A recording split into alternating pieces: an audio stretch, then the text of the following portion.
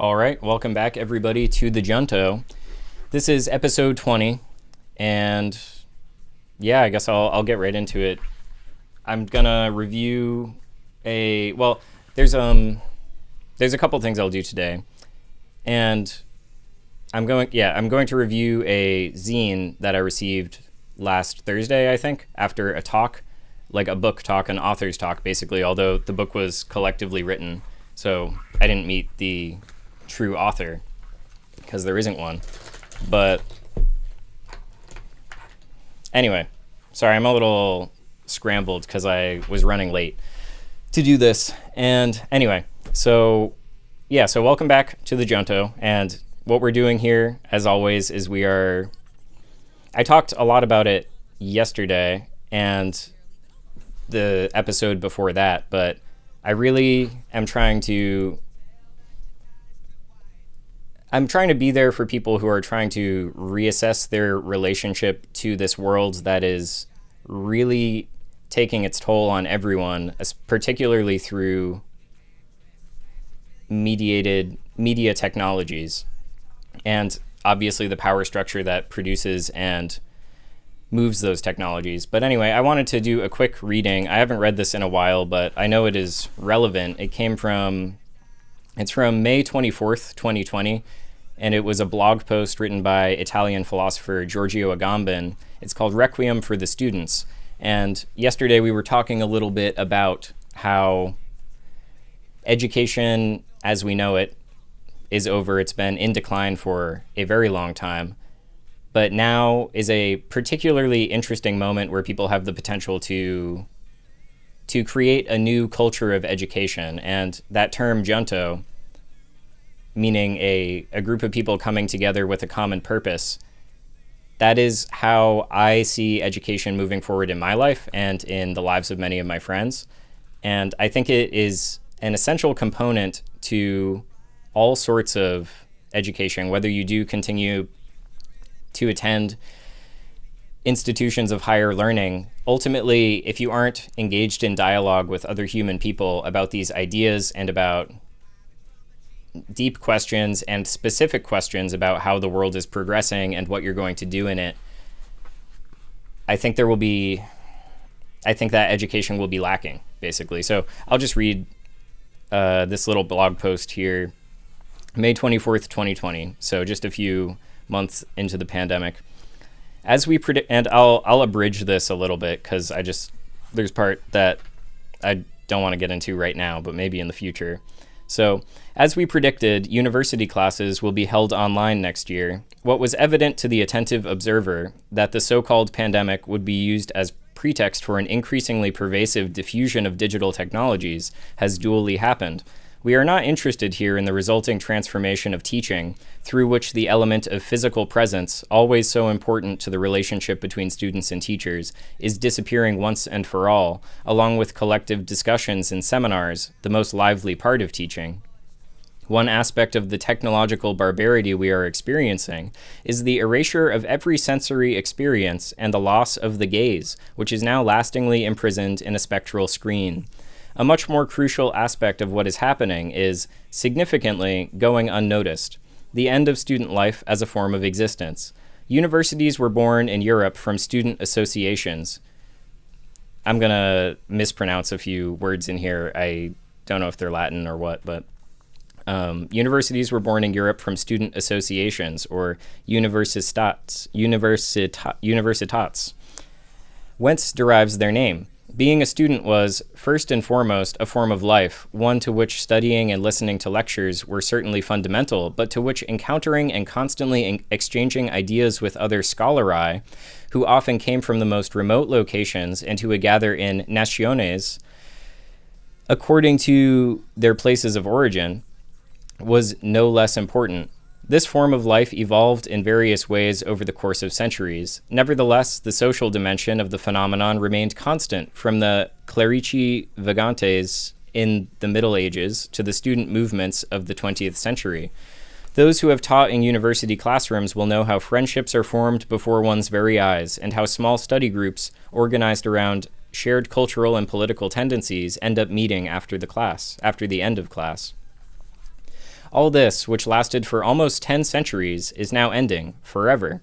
Students will no longer live in the cities that host their universities. They will instead listen to classes from the confinement of their own rooms, sometimes separated by hundreds of kilometers from those who would have once been their peers.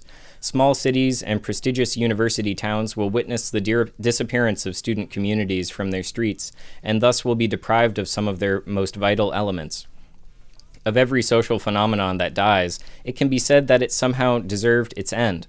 It is certain that our universities had reached such a level of corruption and specialistic cluelessness that it is almost impossible to mourn their loss.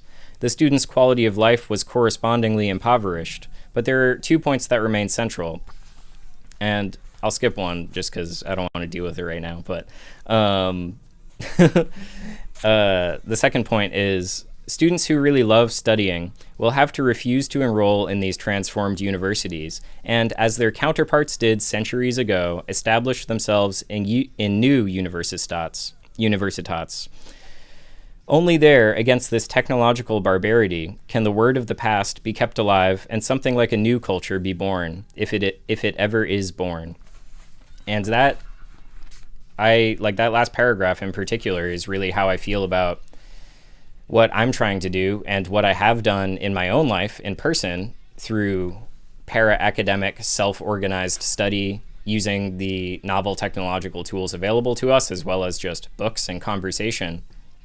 But I think there is a need for everyone to engage in that sort of a thing. And it's sort of interesting the way he talks about how university towns and cities will become, there will be a disappearance of student communities from their streets. And I think some people might hear that and they would think, or they might quickly rebut, oh, he was so wrong about that, there's still many students. And first of all, it's only a few years since this was written, but the communities are gone. And it is more of a psychological phenomenon than a mere material one. People, and the material is there too. I know many more students lately who are going to grad school and it's just an online endeavor. Anyway, so student communities may exist on the campus, but there is a change in the culture that brings into question whether or not you can even call that a community anymore. You talk to people who went to school not that long ago, people, say, a few years older than me. I'm almost 30. And I've experienced the change just engaging with campus life now compared to then, seeing how the isolation changes or the atomization has developed.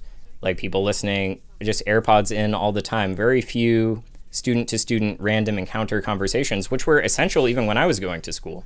And people did have smartphones. I didn't have one yet, but they definitely had smartphones at that point. But there was just some of my most important college friendships were somebody yelling after me and then getting me to turn around, and then they ran up and we would talk to each other because they saw me at the noise show or something. Like there was a lot of that. And talking to students today, that seems like it really depends campus to campus, but people on that same campus that I went to, who I've talked to recently, they feel like there's a real lack of that. And also at the time, I haven't witnessed this myself, but just talking to undergrads, the use of common areas and lounge spaces has become much more atomized, I guess. Like it's people working on laptops. There's less open conversation. At the time when I was in college, there was still a lot of people just hanging out, getting to know each other, like groups of people where you may not know half of them. Half of them may not know the other half of them.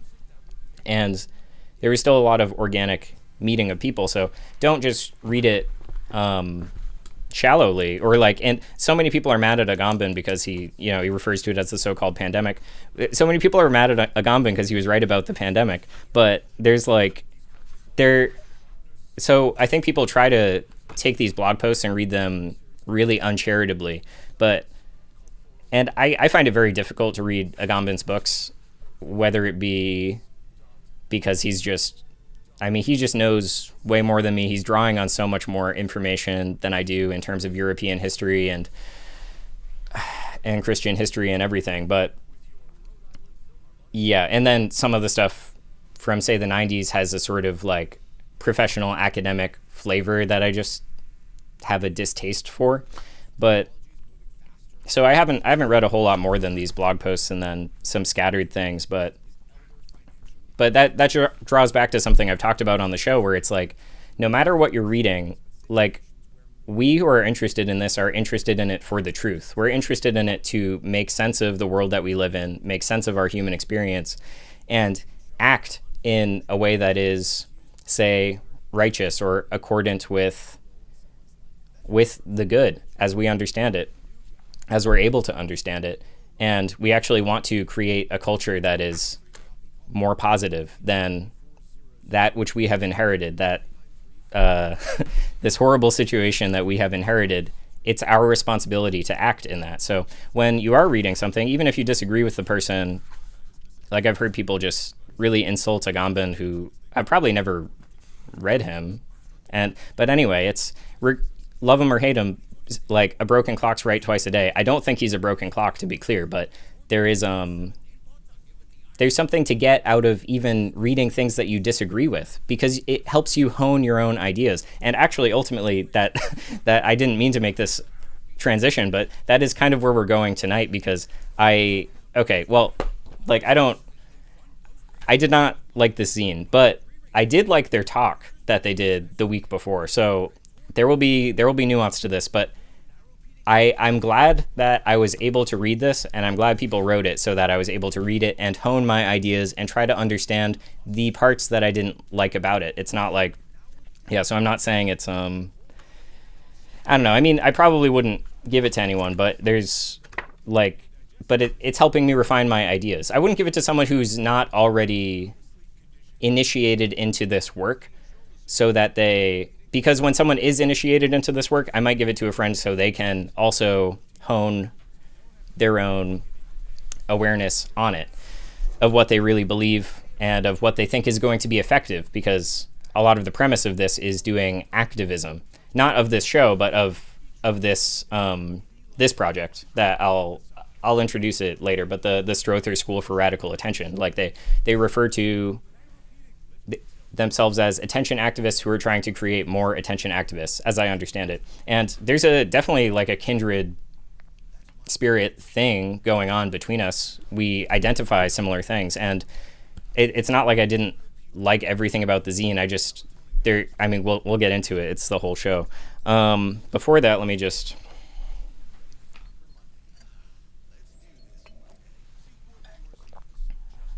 think for a minute. Okay. I will read one thing to start us off, one more thing. So this is, all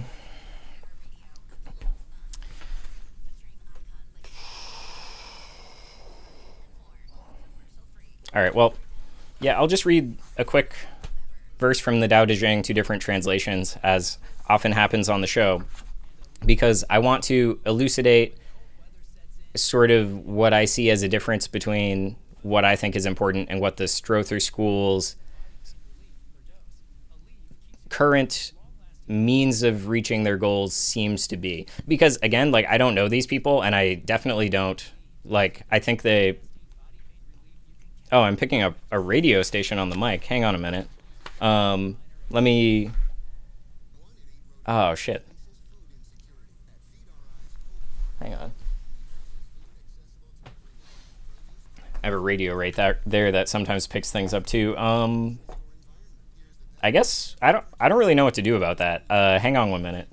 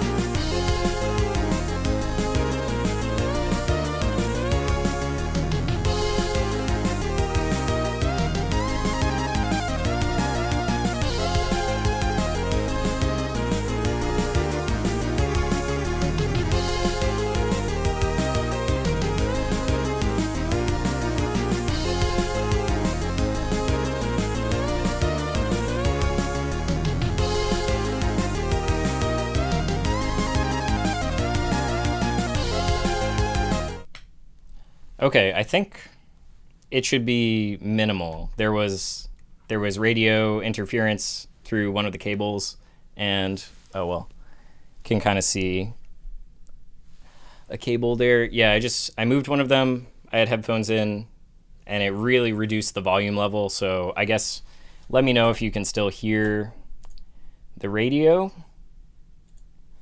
And okay, so anyway,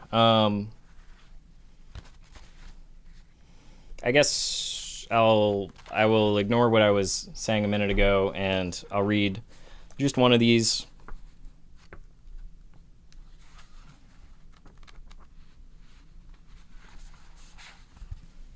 So the phrase that I have memorized from a different translation of this that I repeat to myself in my mind sometimes is, if I have even just a little sense, I will walk the straight path, and if I have even just a little sense, I will walk the straight path, and my only fear will be of straying from it. Walking the straight path is easy, but people love to be distracted. Something like that. And this translation I hadn't read until right before the show, but so this is 53. If I have knowledge and resolute faith, I shall walk in the great Tao. If I fear, I can only behave well outwardly. Great Tao is very straight, but the people love byroads. The palace may be well kept, but the fields may be uncultivated, and the granaries empty. The princes take more land. At their girdle they carry a sword. They eat dainty food. They take possession of much gold. This is called glorification of robbery. It is not Tao. And there's a note at the bottom, which I've never seen before. I'm not sure where it comes from. My son, trust not in your present wishes. They will soon change. You will be like a slave of lifelong fickleness, though you wish it not. And I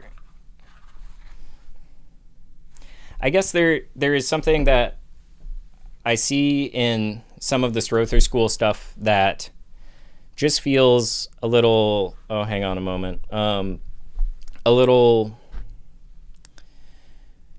relativistic, I guess. So we will tease that out over the course of, I will just talk about the talk that I attended, which I enjoyed, and then the zine, which I did not enjoy that much. But and the thing is too, it's like I'm not, the school is like a pretty, as I understand it, it seems like a pretty collective situation. Like a lot of different people have their hands involved. So I don't know. I'm sure some of those people and I would have a lot to talk about, and I think some other of those people and I would have very little in common. So anyway, I'm just going to kind of take us on a tour of the notes that I wrote while I was at the talk. And so it'll just be, yeah, I don't have a super clear thesis statement at the moment. I think it will just sort of come out piecemeal through reading this. And I only read this zine this afternoon. So yeah. Anyway, so they just released this book called Attensity, and the author is the Friends of Attention, which is he talked a little bit about how it was written. It sounded like it was written collectively by a bunch of people who, in their own lives and in their own practices, are writers. And thus that was a messy and difficult thing to do. And there was a team of, I think, 3 editors that turned it into the book that is now in stores. So they refer to, or what they are referring to by the term attensity, he said, is the transformative goodness that comes with paying attention. And so one thing I did like about this that I think is interesting is they basically wrote a manifesto, and the book takes the form of blowing up that manifesto. And I like that because there is, like I've talked about, a deep illiteracy going on in our entire society. And it's not just about reading, it's about the senses of our bodies, it's about the world around us, it's about history, it's about everything. There's an illiteracy, there's an inability to take what you see out there and make sense of it. And I think there is value to, especially if you're doing something that you are trying to, that you think is very important, which both they and I are are saying of ourselves. Like, we're taking attention seriously and taking the atrophy of the mind in this century seriously, then I think it is worthwhile to write a manifesto and really disambiguate it, really, or even if not totally disambiguated, really explore all the meaning that went into your curation of that manifesto. So that's nice. I guess generally the tone of this talk was really off-putting to me. It was at a like bookstore bar, and I feel like the audience was half older, like gray-haired people, and half millennials. And it was a panel, so only one speaker was from the Attention Collective or the school, and the other two were sort of random, it seemed like. And it was not totally clear if they read the book, but I think they got information in advance at least. So one was a professor from Brown University, and the other, I'm not sure who she was, but she had some nice things to say. The professor from Brown was driving me crazy, though. Just like it really, there were points during that conversation that they were having at the panel where I was just like, oh my God, if I like had a child who went to this Ivy League institution and this person was judging their work and perhaps putting them down, because when you enter into a situation like that where you're just a kid going to college and a prestigious school, you have a lot of trust in the instructors at times, and they have potential for embarrassing you or putting you down. I mean, that actually is kind of more frequent than you would think. It's never happened to me, but I heard a lot of stories about that at, say, Hampshire College, where there'd be just like weird teacher to student dynamics. And anyway, I was just imagining, like, I don't know,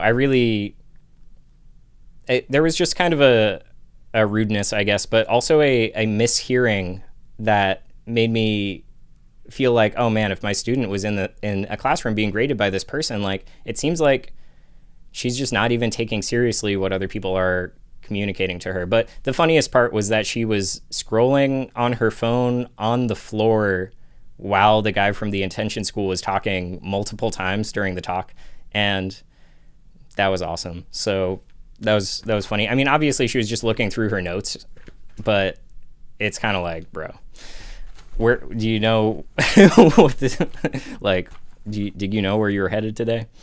So anyway, okay, so I'm just kind of responding to certain things that I found worth writing down.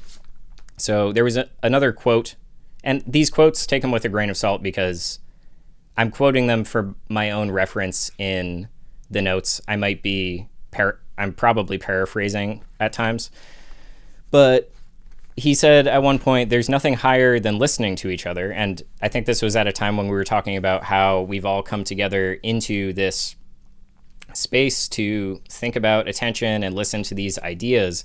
And this is where it starts to get teased out that, I mean, basically, I think there are things that are higher than listening to each other. And I'm not trying to be super literal with his interpretation, but the thing that starts to get teased out is a relativity or a relativism with respect to why we're even doing this. Like, there's a sense that attention is good for us and it's important for our entire community. It's important for the world.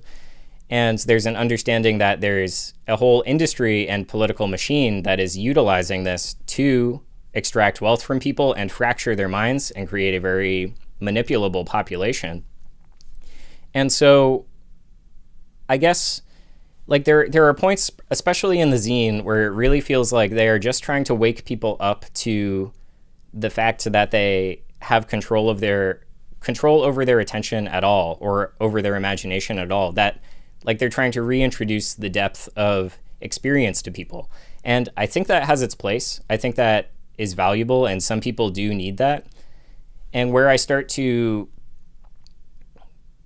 take issue with it, I guess, and again, I don't know what their internal strategy for all of this is. I can imagine internal strategies where this makes sense, particularly if you want to sell a lot of books and make some money. And I would respect that. That's fine. But anyway, there's the place where it sort of starts to bump into a weirdness for me is they are the school for radical attention, and they are putting their finger on the pulse for the seriousness of the situation, but then they are also doing, it's like they're trying to do all levels of the thing, including the daycare version, which is like to have like liberal ex-academics come and paint rocks or something. And I'm not saying they actually do that, but there is like, I mean, I live in Providence. I know what some of these people are like. So anyway, and I guess I think if you are really about trying to change the culture, like actually trying to create a movement around attention and bringing life back to life, then I just would disagree with the strategy. I would kind of disagree with interacting with those people at all, but that's just me. So and again, this is my show. I'm just telling you what I think about all of that. So anyway, and one thing that I thought was funny at that moment, or I made a note of it, is he's like, we're all here together right now. And I'm like, are we? Like, do any of us really even live in the same world at all? Like, how fractured does it get? Like, how different are we in the mental zone? Because yes, we are all here in the same room, and you're talking to all of us, but say there's 40 people in the room, that's 40 interpretations of what you're saying. How different are those interpretations across the room? What is it really like to be in this psychological exchange of information with each other? Because I felt alone in that room. I mean, I didn't feel alone. I was there with some people I knew, and I liked the speaker from the Strother School. Don't get me wrong. I was glad that he was not like the Brown professor, which is kind of what I was worried about, because I care about this work and I want to do this work with other people. And anyway, let's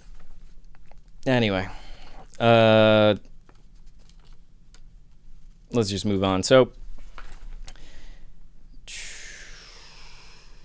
yeah, and okay, so he says it's a book that tells the story of what has happened to our attention, a new industry commodifying our attention. And one question that prompted from me, in light of what I was just talking about, is what does this do to people? Like, when let me take a moment to use their definition, because they refer to this industry as human fracking, and they refer to the victim of this attention destruction as like a victim of human fracking, which we all are in this case. So let me define that so I can start using their terminology. In the zine, so what's human fracking? It's like petroleum fracking, which pumps huge quantities of high-volume, high-pressure detergent into the earth to crack the foundation layers and force deep-hidden oil and gas to the surface.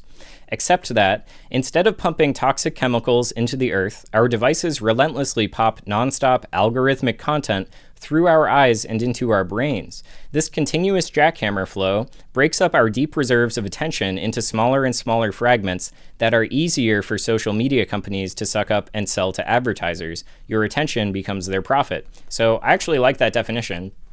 It was one of the things in the zine that, like, I don't know if the term is going to catch on, is kind of how I feel about it. Like, I don't know if I will really start using that term, but I think it hits a few things on the head, which is it does talk about the relentless, nonstop pumping of algorithmic content into our eyes and thus into our mind.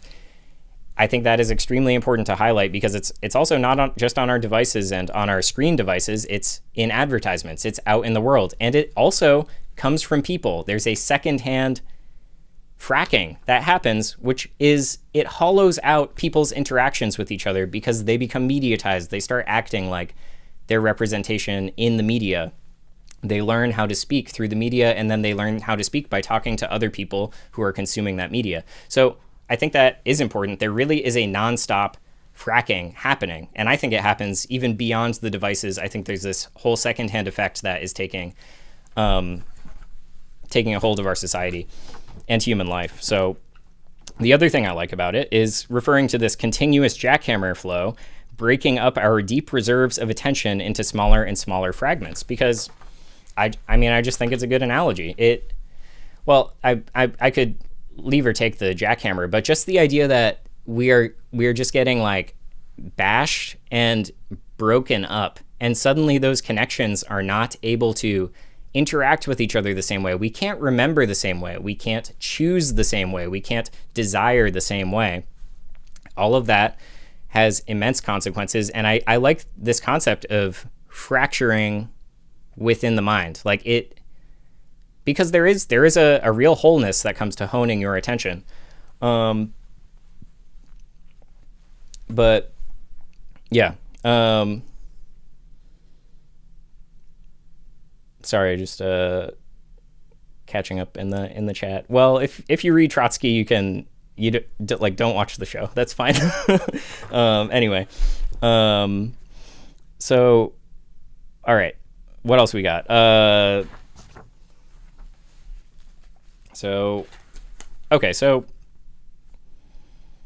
yeah, and there was sort of an interesting. I don't know if I'll talk about the whole thing right now, but there was an interesting element of like they were it was sorry, there's just so many directions to go, but basically they were giving off this sort of anti quote individual action thing and pro collective action. However, and that kind of rubs me the wrong way, because ultimately people have to decide, people have to discipline themselves, and people have to make the change. People have to do it. It happens in the person. So I tend to disagree with that rhetoric, but he kind of, it's not like he backpedaled, but he, at the very end, he was like, I don't know, he kind of said what I wanted to hear, which is like, someone asked a question like, you know, what can I like say I like the book, what can you do, was maybe the question. And he talked about, like, I guess that's the intention of this zine, but hang on. But yeah, and then there was sort of a new pivot right at the end where he was like, well, what do you have to offer? Like, it's on you. Like, it's kind of up to you what you choose to do with this. So it was nice to have that come out at some point. Anyway,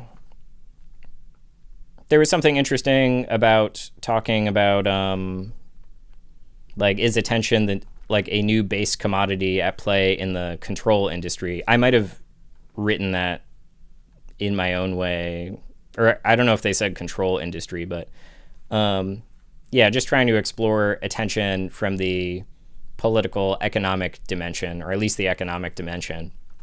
And I don't know. These are the highlights. It is what it is. But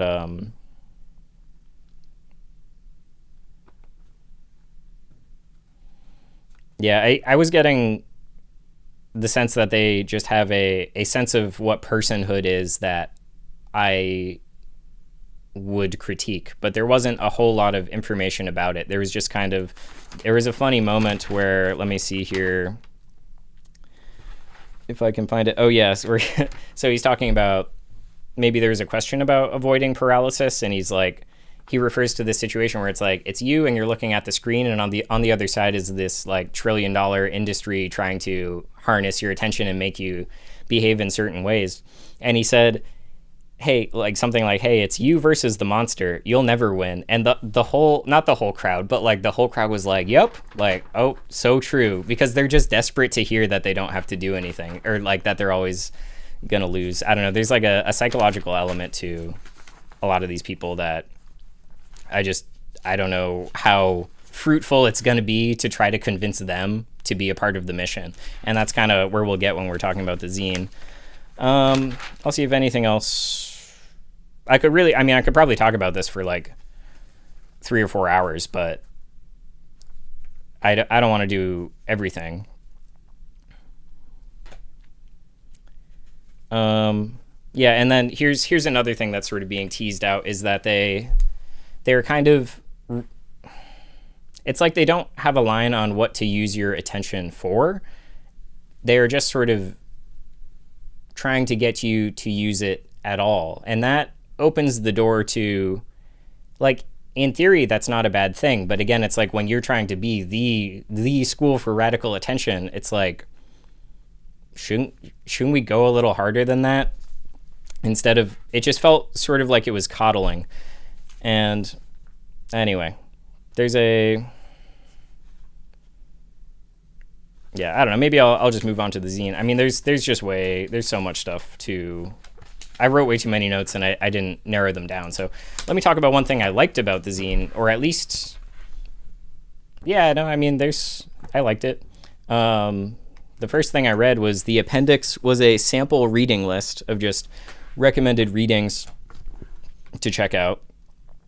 And there were a handful that I liked on there, and I'm glad that I saw them on there, such as Marshall McLuhan, Understanding Media, William James, Principles of Psychology, Guy Debord, The Society of the Spectacle, Jonathan Crary, 24/7. I have not read that one. I've read the beginning of it, but I liked the beginning. And then there's John Berger, Ways of Seeing, which I referred to a few episodes ago. But anyway, the fact that they've got like Guy Debord and Marshall McLuhan on there, I guess I just can't tell what's going on with the Strother School. And it's a big tent movement, obviously. Like, they're trying to get basically anyone to think about this. And yeah, I don't know. I mean, I'm curious what the internal meetings are like, because it seems, I mean, definitely like lefty, liberal, anarchist adjacent vibe. And I don't know. I guess I wonder what the arguments are like in the leadership or in the editor's room. That's what I would like to know, because clearly you have people around who think this is really important. But then clearly you also have people around who are kind of trying to make it be for everybody. And here's how I think about that. It's kind of like that Taoist verse again, where it's like cultivate virtue in the self, cultivate virtue in the family, in the village, in the nation, in the world. These levels at which you cultivate virtue, at which the Tao starts to, at which the elements of the world start to follow the Tao, because the gravitational pull of the person or the sage or the village has started to align itself with the Tao. And that is kind of how I would approach this sort of thing, where it's like, don't worry so much about being everything to everyone, and instead try to really hook people who are able to do serious work to this extent. And that doesn't mean you can't have classes about everything open to the public, but behind the scenes, I think there can't be any uncertainty about the severity of what's going on, and thus the intensity that you have to bring to bear on it. Like, you can't let yourself get distracted and look at other stuff when something like this is going on. And I guess, yeah, so they talk about, like I said, they call themselves attention activists, and they are trying to create more attention activists. And they think of attention activism as primarily consisting of 3 parts. And that is, okay, so the 3 parts are organizing, sanctuary, and study. So I think the way that they define these 3 parts starts to reveal some of the weaknesses that I was just trying to articulate that I imagine are going on in the leadership discussions. But because, like, if they're reading Guy Debord, if you're taking it seriously, especially if you read the comments as well, it's like this is life or death. So anyway, yeah, so I guess I'll go to the source here. So, okay, just quick other note. I found this really difficult to physically read. I found it actually really, I don't know if you can see it, but there's lots of like kind of little illustrations, and hang on, I'll zoom in.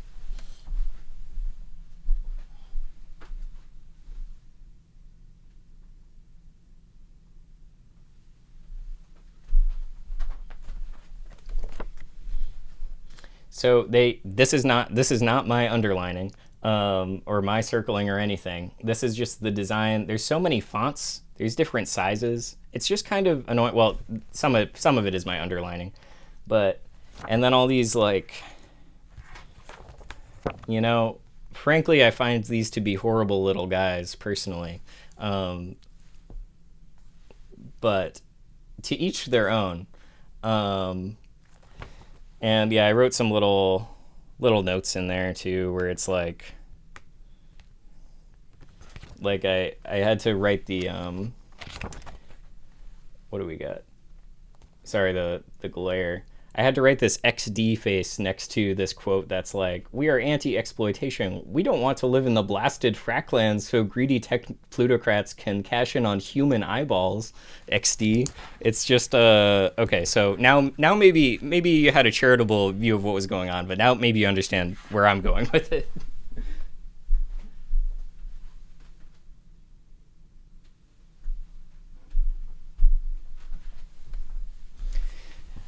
Yeah, dark. I find I find some of this zine to be quite dark personally.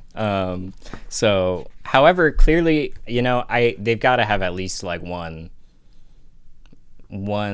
like one person in there, that who's really like on it and who is just stuck in there basically. I don't know what it's like, but again, and I mean, I don't know. I'm sure I would get along with a lot of these people, but well, I don't know the proportions of what's going on in there. I don't know who's doing what. But anyway, so let's get into attention activism. Well, honestly, I mean, I almost want to do a reading of this whole thing, but I don't want to read it again. And there's also, but just to say, like, we think of this work and then in parentheses and play exclamation point as having three kinds of activity. This is defining attention activism. There's a lot of emphasis on, say, I guess I'll look at what's underlined by them and what's largest, what font sizes are largest.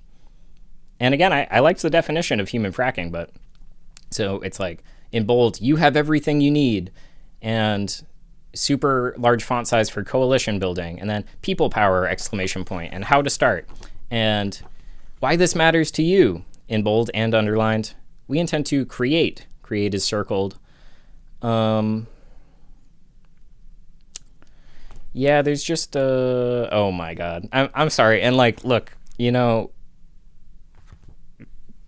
if you're involved in this thing and you want to talk, let's talk, but I can't let this go unnoticed where it's like sanctuaries offer us protection, but they are also portals to the worlds that we want to live in and that we intend to create. Portals is in all caps.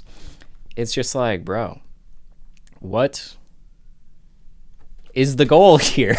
That's what I want to know. Because obviously people are doing I know people are doing research involved in this project, and I think some of that research could be very meaningful if properly applied. But this, in my opinion, is not at all a way to properly apply it. I think this is a way to get a bunch of people to think what you're doing is cool, who are never going to contribute positively to this as a cultural project in any way. They just want it to feel good and they want it to cope. They're just, and I'm not saying everyone, I'm sure, I mean, I'm holding it, I'm reading it. And not to say I'm the only one or that I'm like such a great guy or anything, but there's I'm sure this could reach people, but it's weird because the target audience I feel like is millennials. And it's do millennials, I know they want to go back to daycare, but do they need to go back to daycare? There's stuff in here where it's in the section about getting together, where they are reminding people how to get together, and it's just bro, do you have to do that? Is that your audience? Your audience is people you have to tell how to follow up in a text message? For example, get together. Be sure to share the details with everyone well in advance. Communicate if there are any changes in the plan. In parentheses, people have not gotten better at IRL get-togethers as virtual/asynchronous social lives have become the norm, so it takes some extra work to make real stuff happen. This is an active part of attention activism! Exclamation point. Come prepared for the gathering and have a plan for how you're going to invite folks to the next one. Once everybody has arrived, you can share the following tools to help build. So it's just like, that's the people who benefit from that type of language are not people I would want anywhere near what I'm doing, just like at all. And you have to bring up, I guess, because I'm sure there's people in their cohort who read stuff like this, but with Ted Kaczynski and Industrial Society and Its Future, like he dedicates one would be surprised by the length of the section that is about like leftist psychology and defeatism and trying to just be a part of something and being afraid of attributing values to something absolutely, or yeah, anyway. Like I kind of wanted to review that before reading it, or before streaming, but it's kind of tough to do this every day. There's a lot to talk about. So anyway, so let's go back to those three things that they are talking about as defining attention activism, because I think it would be easy to make them not be lacking. All right, so because, they each have a core element that's good. So study, meaning shared inquiry and reflection that create meaningful shared experiences of the kinds of attention that help us flourish. This is consciousness raising and world building through self-creation and authentic learning. And one of the problems that I have with this is its vagueness about what you are studying and how you know if it's useful or if it is true, or like there's sort of when they talk about world building later in the zine, it's sort of like world building for its own sake. It's like just, because the human brain can do it when you have an attention span, you can start thinking. And yeah, and this reference to self-creation and authentic learning, it's sort of that idea of authenticity with respect to learning, it sort of makes it just like personal in a weird way, where it's like, well, I learned that and I'm going to pat myself on the back because I learned that. And anyway, and just defining study as meaning shared inquiry and reflection that create meaningful shared experiences of the kinds of attention that help us flourish. So even that is not pointed in any direction. Like, I agree with shared inquiry and reflection. And it says, it's sort of suggesting that the end is to create meaningful shared experiences of the kinds of attention that help us flourish. Whereas I think like shared inquiry and reflection, like inquiry and reflection kind of come from wondering about things. And then reflection, if you introduce logic and reason, you can start to understand the world around you, especially if you introduce evidence, whether it be historical evidence, experiential evidence. And I guess it just seems to be neglecting the fact that there's a world to make sense of and we're living in it. And it would be nice if all we had to do was ponder. But it just gives me this vibe of like asking questions, but not trying to really answer those questions. Like, we should be posing questions that, when answered, will help us move along in creating a culture that redeems the depth of human experience, that brings it back. It allows people to live dignified lives in the world, which is something that is being we're entering into a vacuum where there's no dignity for humans to exist all over the planet.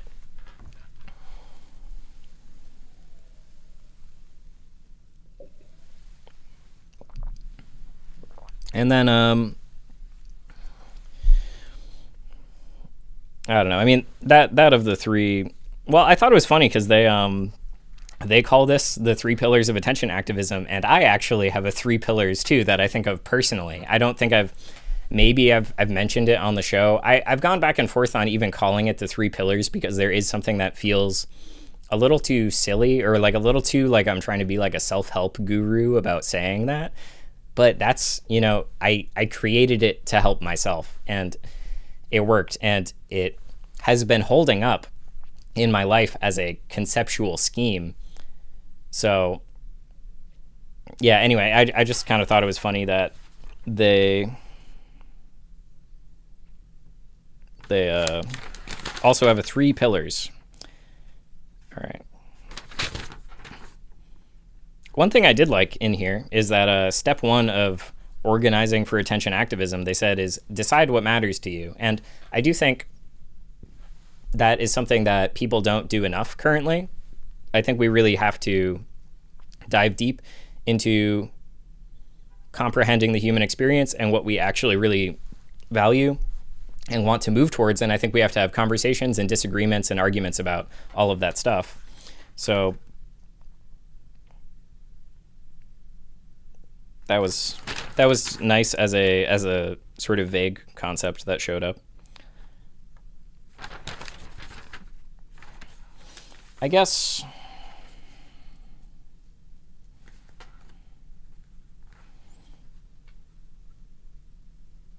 yeah, I'll do one more thing in here and then I'll just kind of move on and wrap it up.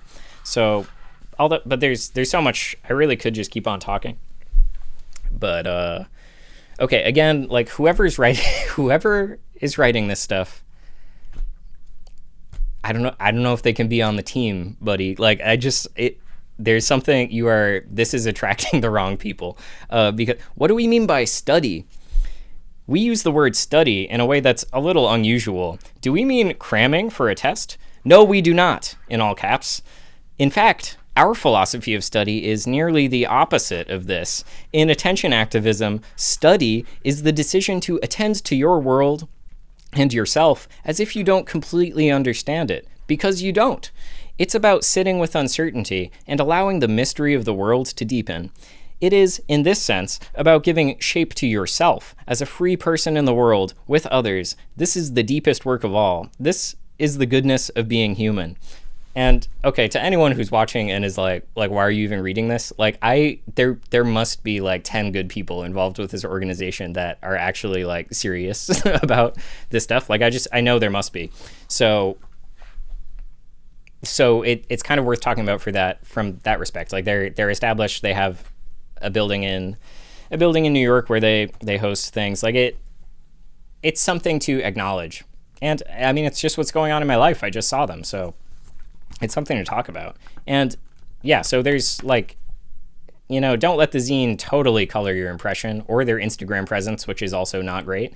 But, at the end of the day, we have to pay attention to attention. And if they're doing some of the dirty work, if they're doing some of the research on these corporations and all of that I don't have time to do, like, those are people I want to talk to. They're people I want to be friends with. They're people I want to study with. Maybe not in this, not the way they make it sound in this paragraph, but like, there's, and people change. So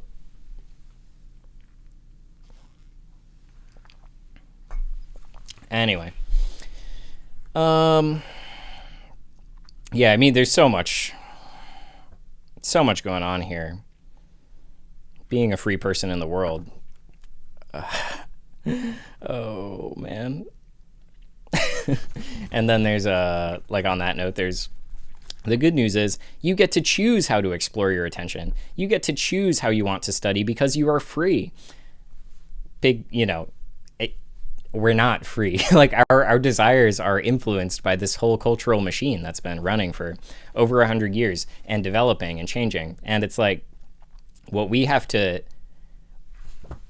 I think we're supposed to be doing by studying is grounding ourselves. I think we are all afloat in a world. We're conceiving of a world and expressing ourselves in a world that does not make sense much of the time. It does not correlate to reality, and things are accelerating more and more rapidly, and people are unable to come to grips with living in this situation.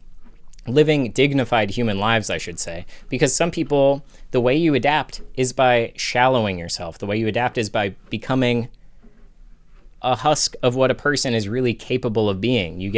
It's like your soul just gets narrowed down and down and down until it's almost a point, until it's barely anything. It hardly shines at all. It hardly influences anything at all. It hardly comprehends anything at all. So if that's what's going on, and if that's what's happening to all your family members, all your friends, everyone you know, I think we need to make a concerted effort to create a new culture. But beforehand, we need to understand what is going on. And to understand what is going on, we need to understand who we are.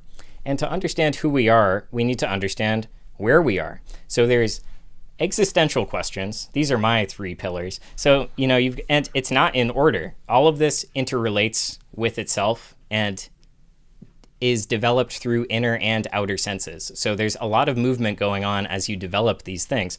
But you need to answer existential questions and come to some sort of ground, like epistemological ground, with respect to being, with respect to nature, with respect to God, with respect to the human condition. So whichever of those terms is how you're conceiving of it, that's a way to ground yourself. And that is a practice that certainly requires attention. That requires quieting the mind. It requires fasting from the world around us and turning off the devices, not living at the pace of the world, because we need to slow down to the pace of being in order to come to grips with human existence. And it's not just something done in the mind, I don't think. I mean, maybe some people can do that, but there's centuries and millennia of documents that can contribute to our journey in this regard. And that goes for all the pillars. Literature, experiences of other people, whether they be alive or long gone. Those can help us tremendously in our journey. They're very significant. So you have to do that. And then from there, you have to make sense of who you are, what your biases are, what your distortions are. How are you changing what someone is saying to you when you start to conceive of it? How are you presuming someone is going to understand something you are saying to them when you say it to them? What is going on in your personality, and how did it come to be that way? This starts to have a historical element with your childhood, with your upbringing, making sense of how you became who you are, why what matters to you. And again, this is a swirling, turbulent movement. All of this stuff is developed together over a long period of time. But, to understand who you are, you have to understand where you are, for example. So, and that brings us to this third concept, which I think is you need some sort of cultural historical ground. Cultural historical ground. So we are people deposited in a historical cultural situation. We are beings in a situation. We are beings with free will in a situation. And so we have potential, and we're in a situation, and the situation is molding us. It has molded us ever since we were born, ever since before we were born. There is a extreme multiplicative process going on in your life that contributes to the creation of who you are as time moves along. And if you don't come to terms with the past, it could be arbitrary. You need some sense of historical ground, whether it's 100 years or whatever. Time is moving so fast now that the past 100 years are very essential to understand, starting at like World War I, if you don't go back further than that. And we really all ought to. And so maybe this is a little bit of a tangent from here, but people, that's why I'm interested in opening conversations with groups like this, where it's like, not everyone can do everything. We all have to study certain things, and we have to share that information. That's a big part of the Junto. We're all different people. We're all contributing different experiences, different studies, different things that we have become aware of. And we are processing that together in a search for the truth and in a search for a better culture than what we have. We want to live dignified human lives. So, yeah. Sorry, I hope the radio is not coming in on this microphone anymore. It's been kind of popping into my head ever since that happened. So yeah, I think when you actually ground yourself in that concrete situation with respect to who you are as a person and the human condition in general, there's a lot of things that happen when you get comfortable feeling like that. And one of them is you get a lot more comfortable with your moral compass and with your conscience. I think most people, especially these kind of like lefty people that are the audience for this type of zine, it's like they are out to lunch. Like they don't know who they are. They don't know why they want what they want. They are just gonzo. And that plays into a lot of their moral relativity about what is good in the world. And that is something that we have to, the tradition has been severed in our world. And so we are all afloat by default. Our parents, like many parents, do not transfer any sort of real significant moral learning onto their children. It can become actually very problematic because many of our parents, especially I feel like in the post-industrial era, parents have maybe become increasingly neurotic. And anyway, so what do we got?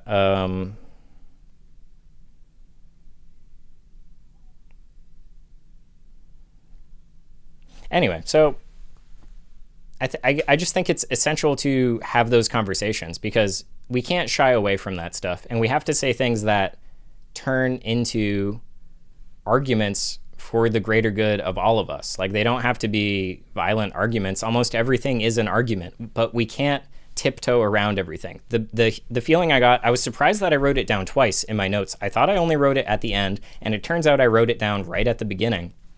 I was like, the vibes in here are awful. I was like, it feels like there's a huge elephant in the room and there's like a guy with a shotgun standing on top of the elephant, and we're all like just like tiptoeing around and talking in this way that is not the tone that I find appropriate for such a serious subject matter. It's as serious as our lives. So, you know. Anyway, so that's just my review. That's what I was thinking about. I think I'll call it here just because, I mean, I could say more. There's a whole lot of notes that I wrote down, but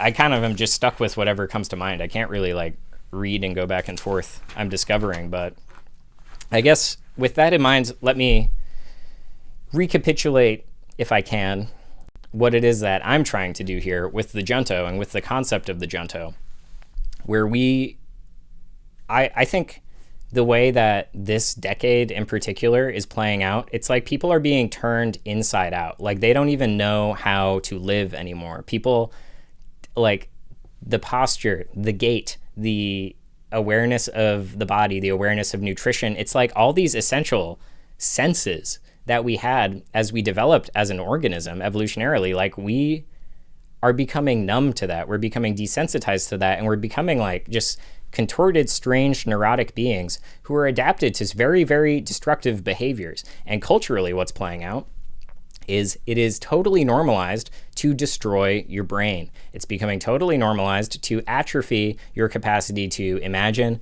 to create, to live a dignified life. It is just wrecking people. So what I'm trying to do here is be a little bit of I didn't even talk about this, but you know, be a little bit of a sanctuary in their terminology for, like I said on stream 1 probably, I want to be a respite from the world for that. I want to be somewhere where you can go and not be gaslit about how good and how bad things are, about how rich the human experience is and how real it is that is being suppressed and crushed within you. So, so what we're doing here, I guess I can think of it in terms of the 3 pillars. It's like, we're not really getting so into cultural, historical stuff for now, but that is ultimately where I see this show going.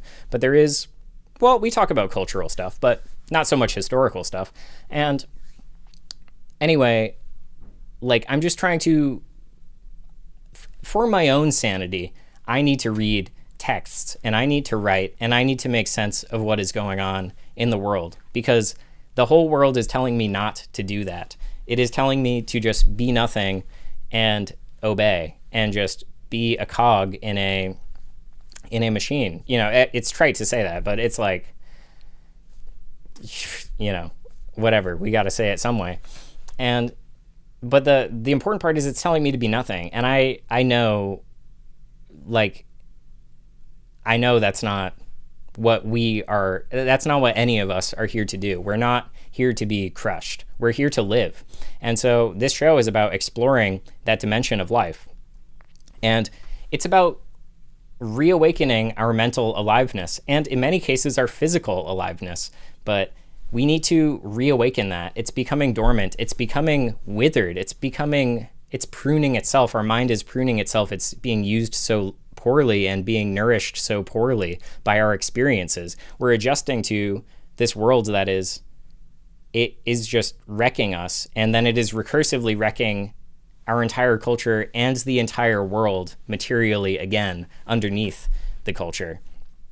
So I guess I think it is just pretty darn serious. I guess I just think it's pretty darn heckin' serious that we to appropriate some language here.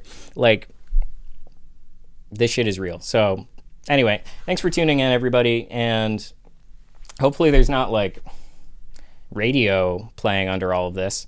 And I guess just one last note with respect to this Junto thing.